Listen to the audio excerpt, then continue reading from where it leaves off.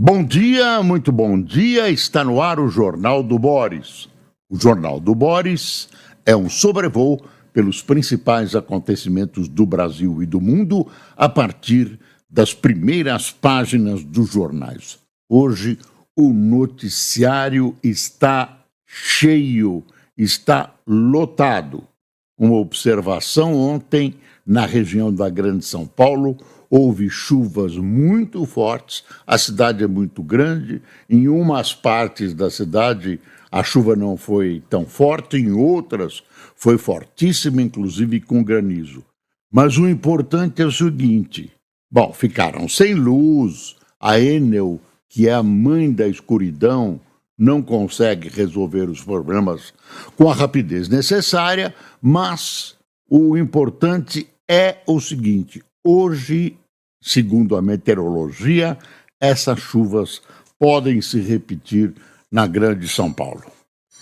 Bom, a grande notícia do dia é essa aqui que eu vou mostrar, que praticamente serviu de manchete para todos os grandes jornais.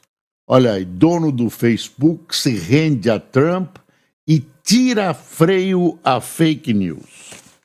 Esse é o Estadão, olha a Folha. Meta elimina checagem de fatos e critica tribunais da América Latina. Aqui o Globo. Aliada a Trump, Meta muda regras de Instagram e Facebook. Zuckerberg afrouxa o combate a fake news. Anuncia parceria com o novo governo dos Estados Unidos e critica decisões de tribunais da América Latina. Esse é um problema do noviciado da internet. A internet ainda não conseguiu fazer com que nós cheguemos a regras fixas para operá-la. Então, ela serve tanto para o bem quanto para o mal. Então, o Zuckerberg tinha uma política, havia um grupo que fazia uma filtragem, né? A direita, isso a esquerda gostava, né? Essa filtragem evitava ataques, evitava vilezas, etc, etc, etc. A direita classificava esse tipo de ação como censura, porque, inclusive, tribunais usavam esse método de filtragem, né, como ferramenta para segurar algumas notícias. Por exemplo, Bolsonaro, perto do final da campanha dele, foi proibido de usar a internet, etc, etc, e determinados assuntos que interessavam a direita não entravam. Tem toda uma discussão que faz parte dessa oposição, né, desse choque permanente direita-esquerda que, não, pelo menos no ponto de vista de hoje, não vai acabar nunca. A direita acha que a iniciativa privada, basicamente, deve conduzir o Estado e a esquerda acha que o Estado deve ser o condutor da economia. E aí, de repente, a Meta, o Zuckerberg, ameaçado pelo Trump não mediu palavras para dizer que manteria o Zuckerberg o resto da vida na cadeia. Essa foi uma das ameaças que ele fez. E o Zuckerberg cedeu às posições de Trump,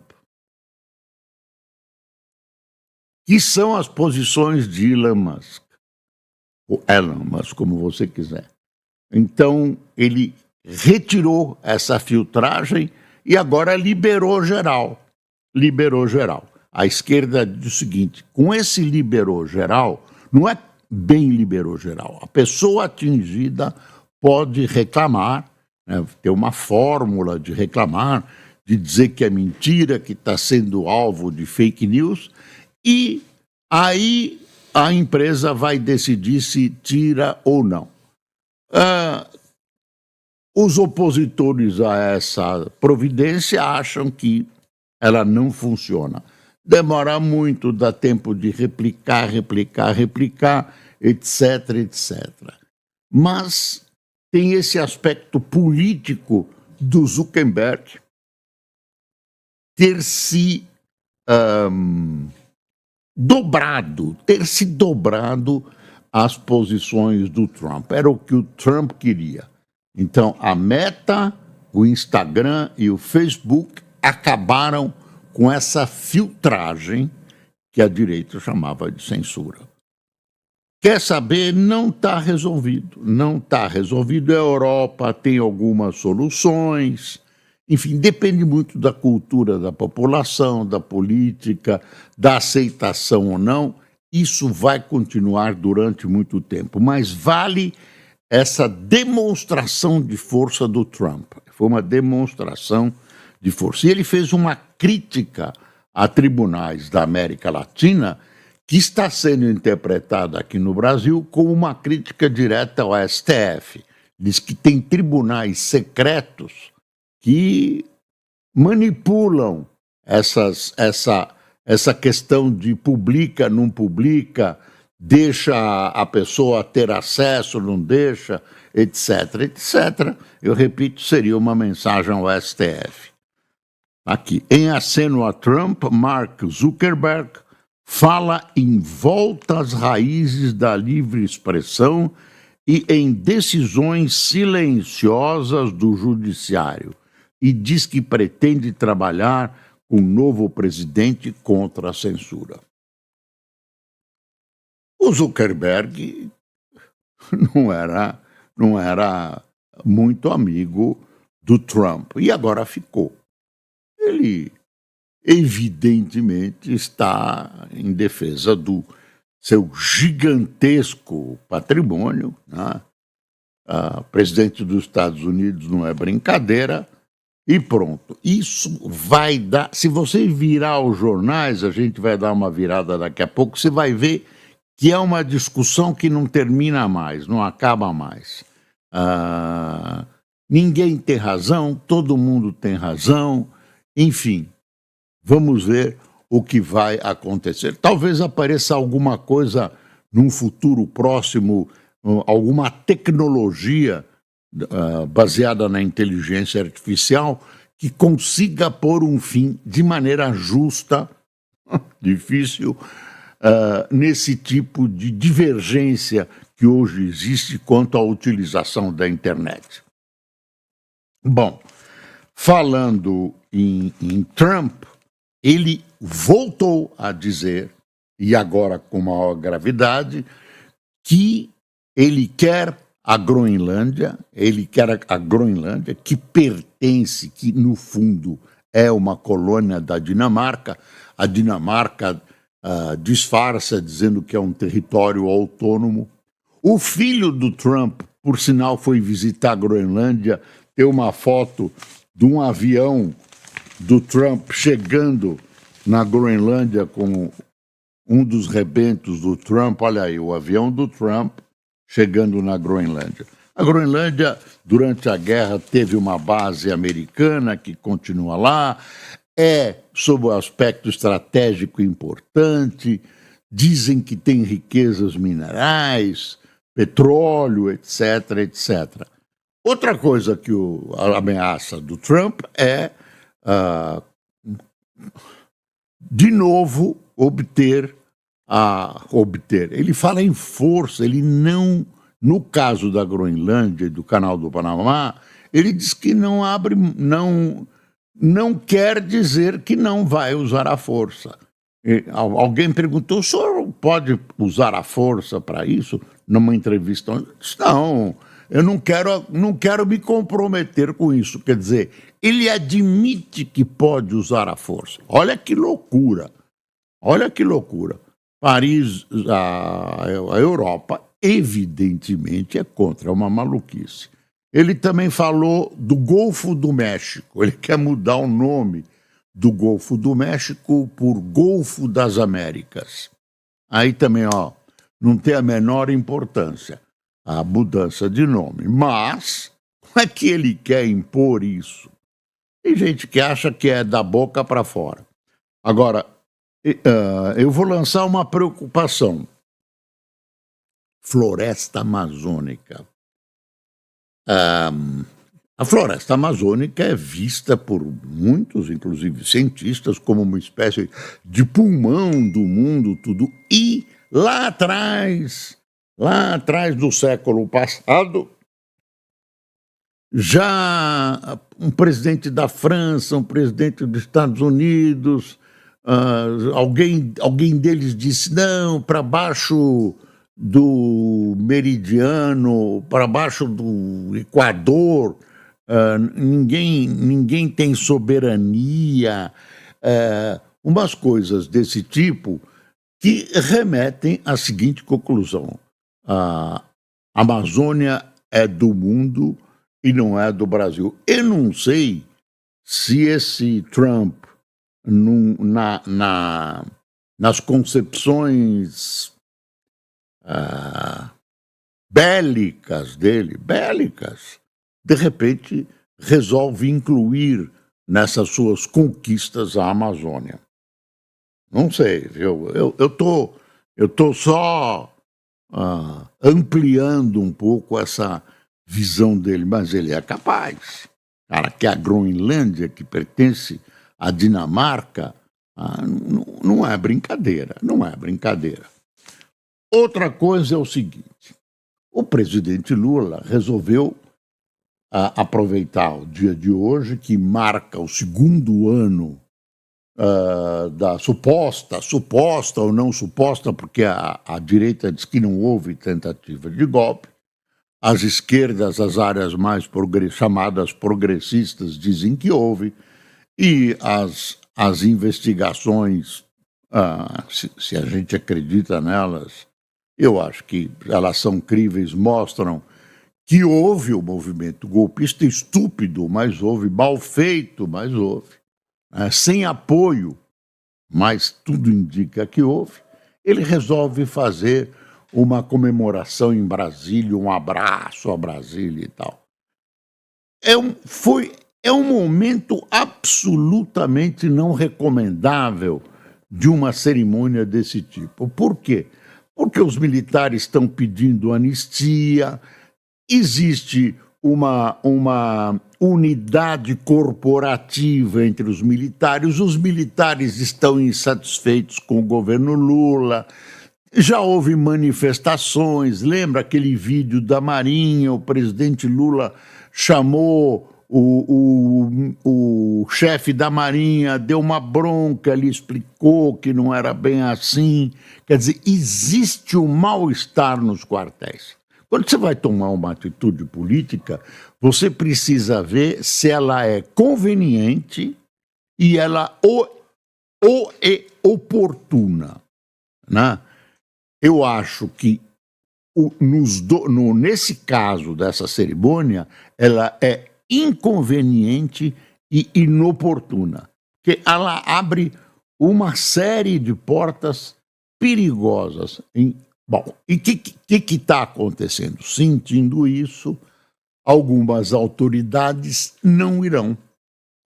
Não irão. Porque também vem nessa iniciativa do Lula uma tentativa de promoção pessoal. Eu sou o dono da democracia, eu promovo a democracia. Quer dizer, não querem colocar azeitona na empada do Lula, porque ele quer passar para a história como o grande promotor da democracia, que foi quem resolveu. Ele estava, acho que em Araraquara, não me lembro onde ele estava, São Carlos ou Araraquara. Ele estava no interior no dia 8, mas Araraquara, né? Mas ele, claro, tomou decisões, algumas delas importantes e tal, mas ele não é o único defensor da democracia que existe no Brasil. Mas nessa hora, você conhece o Lula, ele quer faturar politicamente e essa coisa de pôr azeitona na empada dele não é a vocação de todo mundo. Aí você vai vendo, olha, vou entrar em alguns sites aqui. Olha a Folha. Bolsonaristas insistem em anistia e chamam de cortina de fumaça o ato marcado para hoje, agora de manhã, sobre o 8/1. Rogério Marinho, do PL, diz que sanha persecutória de Lula atrapalha a proposta de anistia, mas acredita em votação. Aí tem, relativo à data, tem algumas lembranças aqui. Ó. Pichadora de estátua do 8/1 e lembrada em atentado à bomba, escreve carta com desculpas a Moraes. Lembra? Ela pichou a estátua da Justiça com batom, pegou uma cana que... uma coisa que aparentemente é injusta. Tem um significado pichar a estátua da Justiça, mas não para dar, sei lá, 17 anos de prisão para essa senhora. Veja números sobre ações contra envolvidos no 8 de janeiro, 2 anos após ataque.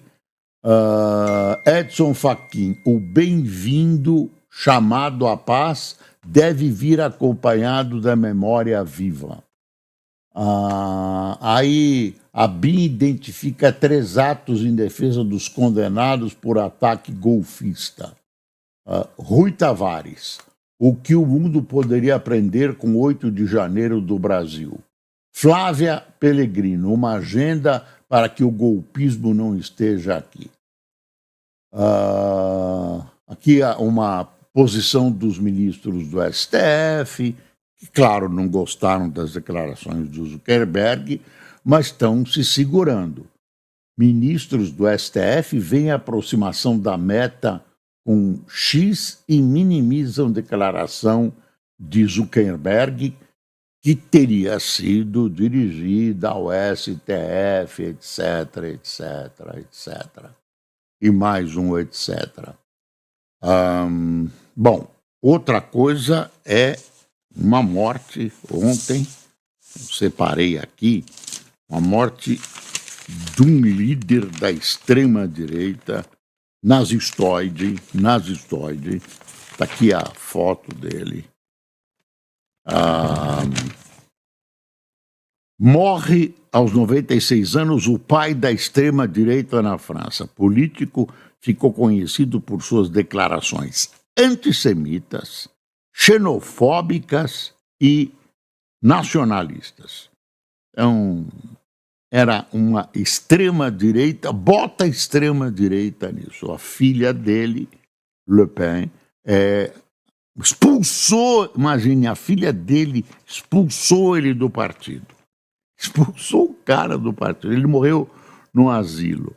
Expulsou ele do partido, ela assumiu e deu um recuo nesse extremismo. E as pesquisas indicam que ela é a grande favorita para uma futura eleição de presidente da França. Marine Le Pen, né? Mas ela deu uma recueta em algumas proposituras e algumas posições dele. Jornais dão destaque, o presidente da França, que tem uma posição nesse momento muito desequilibrada, ele deu uma recueta, ele referiu-se ao Le Pen como uma figura da história francesa, podemos discordar dele, mas ele tem lá 70 anos de história e tal, e deu adotou uma posição tipo tucana, assim, em cima do muro. Eu estou voltando à questão do Lula, porque essa história de imaginar que o Lula é o pai da democracia não é bem assim. Lembram os adversários do Lula e é a verdade. O cara, o senhor presidente, até há pouco tempo, achava que a Venezuela era uma democracia. Ele se junta a Cuba, Nicarágua, Coreia do Norte, a Rússia.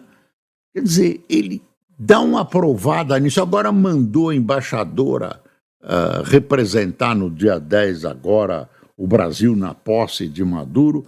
Então, eu diria que essa democracia no peito do Lula é relativa, porque ele fala em democracia aqui. Por exemplo, ele dizia que a Venezuela era uma democracia. Ele já até achou a China, já fez elogios à China, que é um regime autoritário, bota autoritário nisso.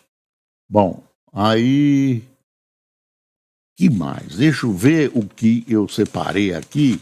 Hoje tem muita coisa mesmo. O ministro Haddad deu uma longa entrevista ontem, né?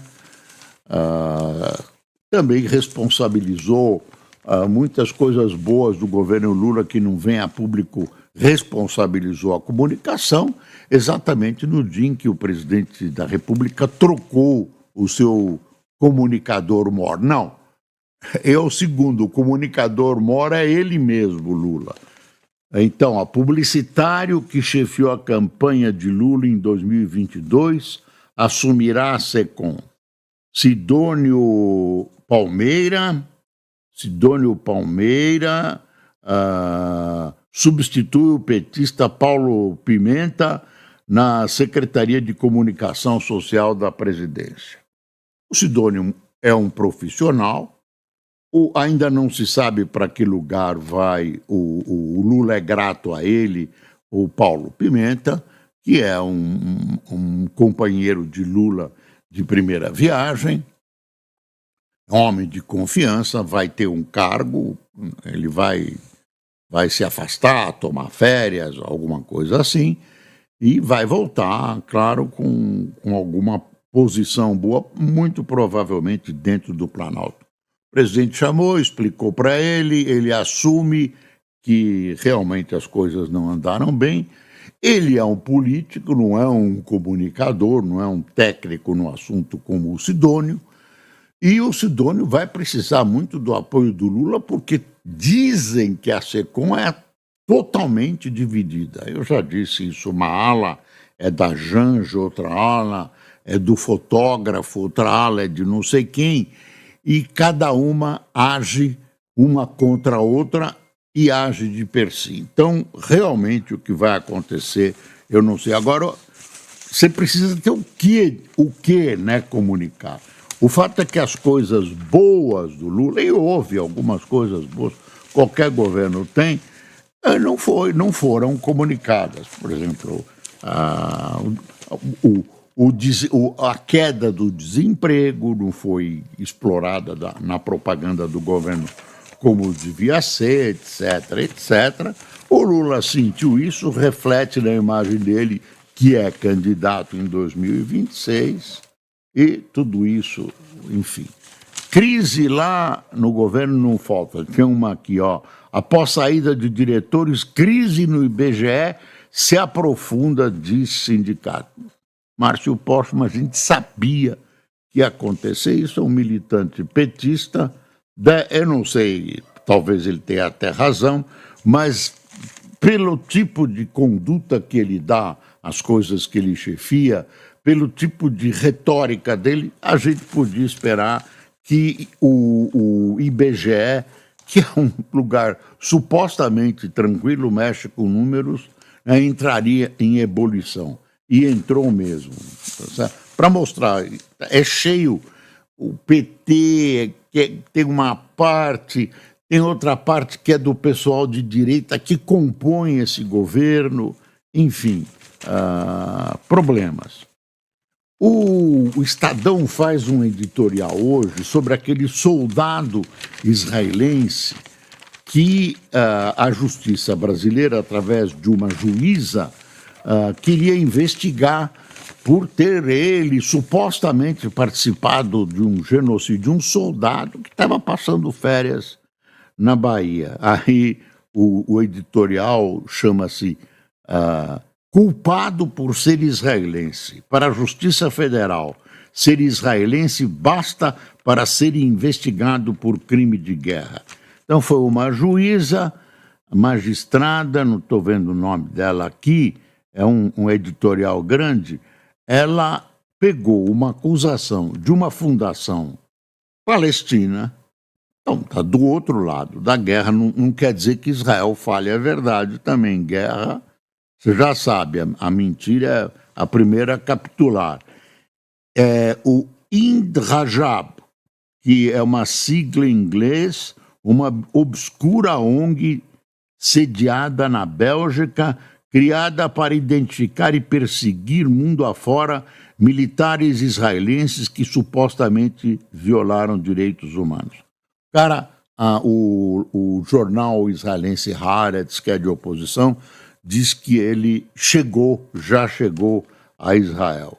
Então, a excelentíssima juíza abre uma investigação com uma denúncia desse tipo, sem nenhuma fundamentação. Deixa eu ver, eu não acho o nome dela, estou achando que o Estadão não publicou, que pena. Deixa eu ver aqui. Aí termina assim, quer ver? Justiça Federal expedida contra um turista estrangeiro foi baseada exclusivamente em uma acusação feita contra ele por uma organização que claramente quer fazer da guerra de Gaza um pretexto para constranger israelenses onde quer que eles estejam. E aí termina assim.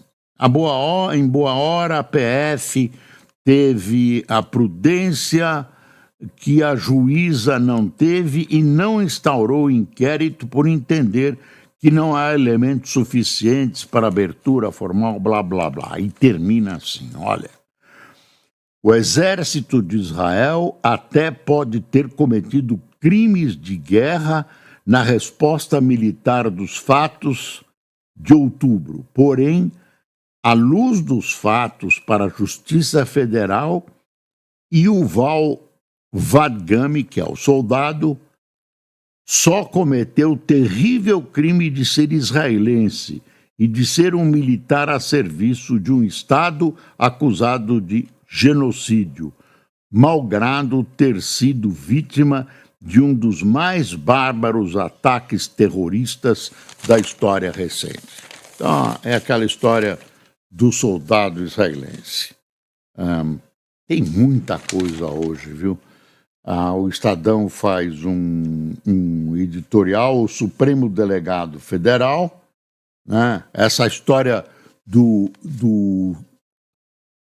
votos que foram pronunciados por juízes, por magistrados do Supremo agora vão ser, enfim, vão dar a prerrogativa tirar a validade dos votos, imagine, e entregar aos novos nomeados pelo governo Lula. Não dá para acreditar que o Supremo Tribunal pegue uma decisão dele e mude dessa maneira. Eu não vou entrar no mérito das decisões. Sidônio vai assumir SECOM para o segundo tempo de gestão. Tem um negócio que eu queria mostrar para você para prestar atenção. Preste atenção nessa pequena notícia que o Estadão deu quase, a Folha deu quase escondida. Nova regra amplia fiscalização sobre transações acima de R$5.000 ao mês. Ao mês, hein? Soma. A Receita Federal vai ampliar a fiscalização sobre transações de pessoas físicas via Pix que somarem ao menos R$5.000 por mês. A nova norma foi publicada em setembro e vale desde 1º de janeiro. Aquelas leis que a gente acha que não pegam. Operadoras de cartão de crédito e instituições de pagamento, como bancos digitais, deverão notificar a Receita operações que ultrapassarem o montante estabelecido para pessoas físicas e o valor de 15 mil mensais será para as jurídicas. Então, pessoa física que acumular 5 mil em transações vai ser, quer dizer, dedada, mas não é bem isso, vai ser notificada para a Receita Federal. Bom, tem um monte de coisas, eu fui aqui dando o que dava para fazer. Tem aí muita repercussão da Fernanda Torres, ela pode ganhar o Oscar, merece, etc, etc. Então, quem tomou cafezinho conosco nesse 8 do 1, não, é 8 do 1 mesmo, mas não aquele lá que o Lula vai comemorar. Reinaldo Menezes, Luciana Pimentel, Cícero Amorim, Quirino Ramos, Tony Moreno, Lloyd Pessoa, Rosinéia Correia, Zulmira Lisboa, Adiel Paulino, Marta Donati, Cláudio Tucci, Marlene Segato, Matheus do Carmo, Nivaldo Gonzaga, João Francisco de Uberlândia, Pietro Dias de Salvador, Hermano Vilela de Amparo e Rafael Mazan de Ponta Grossa. Pessoal, muito obrigado por sua companhia. Vamos esperar que esse Brasil entre nos trilhos. Tem muita coisa boa que pode acontecer. A gente não pode torcer contra o governo porque estamos no mesmo barco. Então, eu torço para que o governo Lula acerte. As minhas críticas visam não destruir, mas visam ajudar a construir a governança, porque ela nos diz respeito também. Bom dia.